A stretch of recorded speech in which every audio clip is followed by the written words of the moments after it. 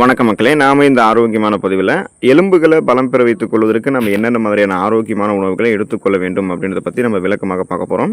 நாம் அமர்ந்திருக்கக்கூடிய நிலையை மாற்றும் பொழுது, காலையில் எழுந்திருக்கும் பொழுது, நீண்ட நேரம் நடந்ததுக்கப்புறம் அல்லது நீண்ட நேரம் வேலை செஞ்சதுக்கப்புறம் மூட்டுகளில் எலும்பு பிரதானமாக இருக்கக்கூடிய பகுதிகளில் குத்துவது போன்ற வலி தோன்றுது அப்படின்னா, குறிப்பாக முதுகு வலி, தோள்பட்டை வலி, இடுப்பு பகுதிகள்லாம் இந்த மாதிரி அடிக்கடி வலி தோன்றுச்சு அப்படின்னா எலும்புகள் நமக்கு பலவீனமாக இருக்குது அப்படின்றது அர்த்தம்.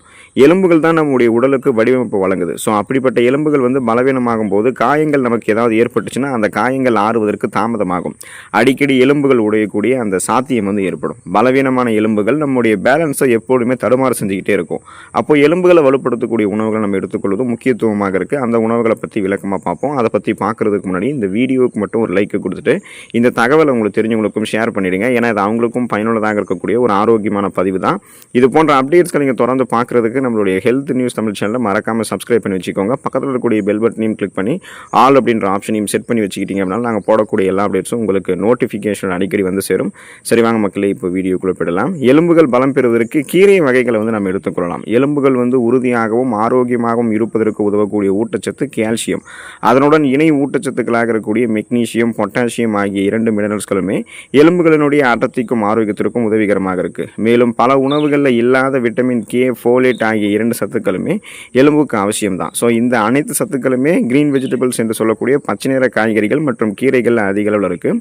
அது மட்டும் இல்லாமல் இவை அல்கலைன் தன்மையை கொண்டிருக்கிறதால உடலில் இருக்கக்கூடிய pH அளவையும் சரி பண்ணி நம்முடைய எலும்பு அடர்த்தியை சரியான அளவில் பாதுகாக்கிறதுக்கும் உதவிகரமாக இருக்குது. தினமும் நம்ம சுழற்சி அடிப்படையில் ஏதாவது ஒரு கீரைகளை சாப்பிட்றது எலும்பு ஆரோக்கியத்தை நம்ம உறுதி பண்ணும். அதாவது பார்த்தீங்கன்னா கிரீன் வெஜிடபிள்ஸ் என்று சொல்லக்கூடிய பச்சை இலை காய்கறிகளை தினமும் உணவுகளை சேர்த்துக்கணும். காலை மற்றும் மாலை வேலைகளில் காய்கறி வடிசாறு அந்த வெஜிடபிள் எடுத்துக்கணும். வாரத்தில் ஒரு தடவை கீரைகளை சுழற்சி அடிப்படையில் மாற்றி நம்ம சாப்பிடும்போது எலும்புகள் நமக்கு பலமாக ஆரம்பிக்கும். பால் மற்றும் பால் பொருட்களை எலும்புகள் பலம் பெறுவதற்கு எடுத்துக்கலாம். எலும்புகள் ஆரோக்கியம் அப்படின்னு சொன்னாலே கால்சியம் தான் அதனுடைய அடிப்படை ஊட்டச்சத்து அப்படின்றது நம்ம எல்லாருக்குமே ஞாபகம் வரும்.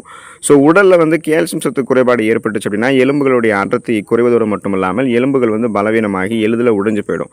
இதனால தான் வளரக்கூடிய குழந்தைகளுக்கெல்லாம் அவங்க வளரக்கூடிய பருவத்தில் பால் மற்றும் பால் பொருட்கள் அதிகமாக நிறைந்திருக்கக்கூடிய உணவுகள் கொடுக்குறாங்க.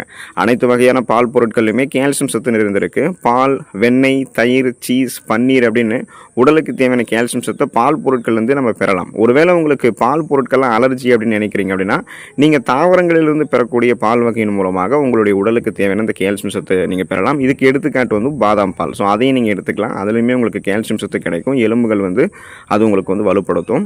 கடல் உணவுகள் மற்றும் மீன்களை எலும்புகள் பலம் பெறுவதற்கு எடுத்துக்கலாம். கடல் உணவுகளில் பொதுவாக அதிக மினரல்ஸ்கள் இருக்குது. எலும்புகள் உறுதியாவதற்கு தேவையான விட்டமின் டி சத்து கடல் உணவுகளில் அதிகமாக இருக்குது. உங்களுடைய உடல் கால்சியம் சத்து உறிஞ்சுவதற்கே விட்டமின் டி சத்து தான் வேணும். இப்போ பலவிதமான கடல் உணவுகள் மற்றும் மீன்களில் விட்டமின் டி சத்தோட கால்சியம் மற்றும் ஒமேகா 3 கொழுப்பு அமிலங்கள் நிறைந்திருக்கு. இவை எலும்பினுடைய அடர்த்தியை அதிகரித்து வயதாகக்கூடிய காலத்தில் ஆஸ்டியோபோரோசிஸ் உள்ளிட்ட பலவிதமான எலும்பு சார்ந்த குறைபாடுகளை முன்னாடியே உங்களுக்கு வராமல் தவிர்க்கிறதுக்கு உதவிகரமாக இருக்கும். இப்போ ஒருவேளை உங்களுக்கு விட்டமின் டி சத்து அசைவ உணவுகள் சாப்பிடும் போது வேணாம், அது எங்களுக்கு நாங்கள் அசைவ உணவுகள் சாப்பிட மாட்டோம் அப்படின்னு சொல்லக்கூடியவர்கள் சைவ உணவு சாப்பிடுபவர்கள் இயற்கையாகவே விட்டமின் டி சத்தை சூரிய மொழியின் மூலமாக பெற முடியும். சின்னதாக நீங்கள் மார்னிங் ஒரு வாக்கிங் போயிட்டு வந்தீங்கன்னா விட்டமின் டி சத்து உங்களுக்கு கிடைக்கும். ஸோ எலும்புகளை நீங்கள் பலம் பெற வைத்துக் கொள்ளலாம். எந்த எலும்பு சார்ந்த பிரச்சனைகளுமே உங்களுக்கு ஏற்படாது. எலும்புகள் பலம் பெறுவதற்கு விதைகள் மற்றும் நட்ஸை நம்மளுடைய உணவுகளை எடுத்துக்கலாம். கால்சியம் தவிர புரதம் மற்றும் வேறு சில மினரல்ஸ்களுமே எலும்புகளினுடைய ஆரோக்கியத்திற்கு தேவையானது.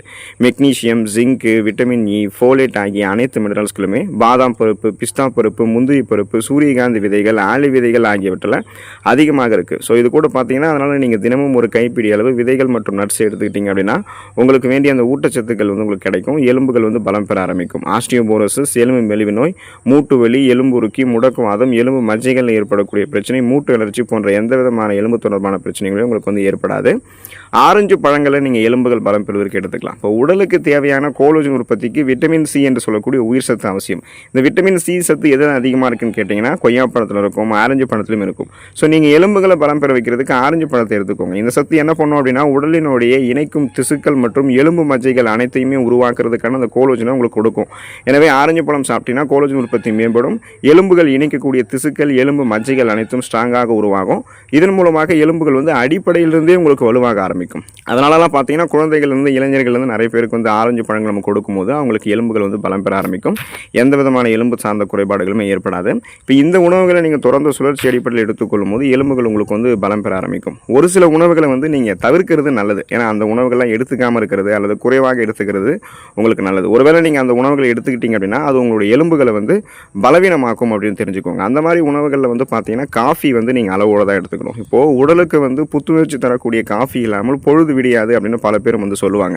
காஃபி கொட்டையில் 20% அளவுக்கு நம்ம சிக்கரியை வந்து ஆட் பண்ணணும். இப்போ நம்ம தினமும் 2 கப் காஃபி எடுத்துக்கிறோம் அப்படின்னா அதுவே நமக்கு வந்து போதுமானது தான். அந்த அளவு அதிகரிக்கும் அப்படின்னா காஃபியில் இருக்கக்கூடிய பொருட்கள்லாம் கால்சியம், இரும்புச்சத்து, துத்தநாகம் போன்ற எலும்புகளை பலப்படுத்தக்கூடிய சத்துக்களை சேர விடாமல் நமக்கு தடுத்துரும். அதனால் எலும்புகள் வந்து வலுவிழக்கிறதுல காஃபி ஒரு முக்கியமான பானமாக கருதப்படுது. நீங்கள் காஃபி எடுத்துக்கிறீங்கன்னா அளவோடு எடுத்துக்கங்க. அல்லது உங்களுக்கு ஆல்ரெடி எலும்புகள் வந்து வீக்காக இருக்குன்னா நீங்கள் காஃபி எடுத்துக்காமல் இருக்கிறதே வந்து நல்லது தான். அதை நீங்கள் தெரிஞ்சுக்கோங்க. உப்பு வந்து நம்ம அளவோடு எடுத்துக்கொள்ள வேண்டியது அவசியம். இல்லை நம்ம உப்பு அளவுக்கு அதிகமாக எடுத்துக்கிறோம் அப்படின்னா அது எலும்புகளை வந்து நமக்கு பலவீனப்படுத்தும். இப்போ நாள் ஒன்றுக்கு ஒவ்வொரு மனிதனுக்குமே தேவை வந்து 2.3 மில்லிகிராம் அளவு மட்டும்தான் உப்பு. இந்த அளவு அதிகரிக்கும் போது அது சிறுநீரகத்தை வந்து பாதிக்கும். அன்றாட பயன்பாட்டில் உப்பினுடைய அளவு அதிகரிச்சது அப்படின்னா நீங்கள் உடலில் வந்து கால்சியத்தை இழந்துக்கிட்டே இருக்கீங்க அப்படின்றது அர்த்தம். ஏன்னா உப்பு வந்து என்ன பண்ணுன்னா சிறுநீரகங்கள் வழியாக உடலில் இருக்கக்கூடிய கால்சியத்தை அதிக அளவு வெளியேற்றிடும். அளவுக்கு அதிகமாக உப்பு பயன்படுத்துபவர்கள் வந்து யாராக இருந்தாலுமே அவங்களுக்கு வந்து ஆஸ்டியோபோரோசிஸ் அப்படின்ற அந்த நோய் வரும். இப்போ பெண்கள் வந்து மாதவிடாய் காலத்தில் ஆஸ்டியோபோரோசிஸ் பாதிப்புக்கு உள்ளாவதற்கு அதிக வாய்ப்புகள் இருக்குது. இப்போ தினசரி 2.3 மில்லிகிராம் உப்பு அப்படின்றது உடலில் ஆரோக்கிய குறைபாடு எதுவும் இல்லாதவர்களுக்கு மட்டும்தான் பொருந்தும். ஒருவேளை உங்களுக்கு இதய நோய், சிறுநீரக நோய், உயர் ரத்த அழுத்தமெல்லாம் இருக்குது அப்படின்னா பரிந்துரைக்கப்பட்டிருக்கக்கூடிய அளவை விட மேலும் குறைத்து நீங்கள் உப்பு வந்து சாப்பிடணும் அப்படின்றது தான் சுகாதாரத்துறை ஆய்வாளர்கள் உங்களுக்கு அறிவுறுத்துறாங்க. அதாவது 2.3 மில்லிகிராமுக்கும் குறைவாக நீங்கள் வந்து எடுத்துக்கணும் அப்படின்றது அதுக்கு அர்த்தம். ஸோ உப்பு வந்து எப்போயும் அளவாக தான் எடுத்துக்கணும். வெள்ளை சர்க்கரை அது போல் நீங்கள் வந்து அளவாக எடுத்துக்கணும். இல்லைனா உங்களுடைய எலும்புகளை அது வந்து பாதிக்கும். தினமும் 30 முதல் 40 கிராம் வரையாவது நம்ம வெள்ளை சர்க்கரையை ஒரு ஆவரேஜாக பார்த்தோன்னா எடுத்துகிட்டு தான் இருக்கும். இப்போ பெரும்பாலானவர்கள் வந்து ஆஸ்டியோபோரோசிஸ் அப்படின்ற அந்த நோய் தாக்குதலுக்கு உள்ளாவதில் இந்த வெள்ளை சர்க்கரைக்கு அதிக பங்கு இருக்குது. இது எலும்புகளை வந்து நமக்கு உருக்குலைக்க செய்வதில் முதலிடமே இந்த வெள்ளை சர்க்கரைக்கு வந்து நம்ம கொடுக்கலாம். அன்றாடம் வந்து இப்போ நம்ம இனிப்புகளை எடுத்துக்கிறோம்னு வச்சிங்களேன், அது கூட நிறைய ஊட்டச்சத்துக்கள் இருந்திருக்கக்கூடிய மற்ற உணவுகளையும் தவிர்க்காமல் எடுத்துக்கிட்டோம் இருக்கோம் அப்படின்னா அந்த சர்க்கரை வந்து நமக்கு எலும்புகளுக்கு பிரச்சனை செய்யாது. இப்போ நீங்கள் வெறும் சர்க்கரையை மட்டுமே எடுத்துகிட்டு இருக்கீங்க, மற்ற ஊட்டச்சத்து இருந்திருக்கக்கூடிய உணவுகளை எடுத்துக்கொள்ளாமல் இருக்கீங்க அப்படின்னா அந்த சர்க்கரை வந்து எலும்புகளை தான் முதல்ல வந்து அஃபெக்ட் பண்ணும். ஸோ இது வந்து நீரிழிவு, புற்றுநோய் போன்ற நோய்களையுமே வரவழைச்சிரும் அப்படின்றத மறந்துடாதீங்க. அதனால் வெள்ளை சர்க்கரை வந்து எப்போதுமே அளவாக எடுத்துக்கோங்க. செயற்கை குளிர்பானங்கள் நீங்கள் வந்து எலும்புகளை வந்து வலிமையாக வைத்துக்கொள்ளணும்னா செயற்கை குளிர்பானங்களை எடுத்துக்கொள்ளவே கூடாது. செயற்கை குளிர்பானங்கள் எடுத்துக்கிட்டாவே உங்களுடைய எலும்புகள் வந்து பலவீனமாக தான் ஆகும். இப்போ ஃபார் எக்ஸாம்பிள் பாருங்கள், ஒரு 200 மில்லி அளவு சோடாவில் 10 டீஸ்பூன் சர்க்கரை சேர்க்கப்படக்கூடிய செயற்கை பானங்கள் உங்களுடைய உடலுக்கு என்ன நன்மைகளை தரும் நீங்கள் எதிர்பார்க்குறீங்க?